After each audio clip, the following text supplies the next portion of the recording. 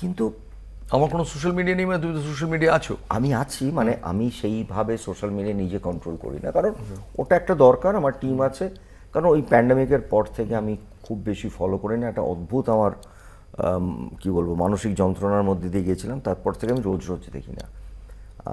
হ্যাঁ, কিছু ইম্পর্টেন্ট জিনিস, কারো জন্মদিন, কারোর আর ছবির প্রচারের সময় আমি নামি, তার বাইরে আমি একটা প্রচুর সোশ্যাল মিডিয়াতে আমি অ্যাক্টিভ তা না। বাট আমি সেটাকে অস্বীকার করছি না, এটা আজকের সময় আমরা যে সোশ্যাল মিডিয়াটাকেও আমরা ভালোভাবে ভালো কথা বলেও পৌঁছাতে পারি। মানে এটা আমি তো বারবার বলি, আমাদের বাংলা সিনেমাটা পরিবার।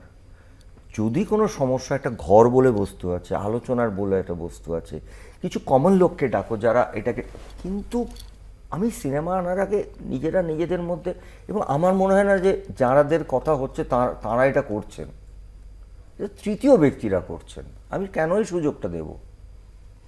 কি করে বলবো তৃতীয় ব্যক্তিরা করছেন? কারণ তাদের হয়তো প্ল্যাটফর্ম ইউজ হচ্ছে, ফ্যান ক্লাব ইউজ হচ্ছে, তাদের আমি সমস্ত বলছি কিছু যারাই এবং করছেন, তাদের তরফে তাদের তো আর এটা প্রয়োজন নেই।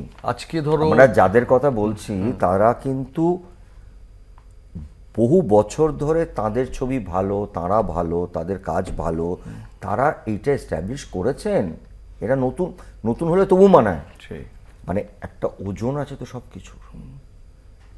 যে কোনো একটা সংস্থাই বলি, একটা মানুষ বলি, তার একটা ওজন আছে। মানে তুমি বলছো মান্যবরেরা কেন ঝগড়াঝাটি করছে? মানে তাদের প্রয়োজন নেই এটা, তারা দে হ্যাভ প্রুভড ইয়ার্স, এবং সেই প্রুফটা আমি তোমাকে আবার বলছি কেউ করে দেয়নি, সেটা তাদের পরিশ্রম, তাদের ডেডিকেশন, ফাইনালি দর্শক। কিন্তু সেটা করতে প্রচুর পরিশ্রম করতে হয়েছে, প্রচুর লড়াই করতে হয়েছে এদেরও।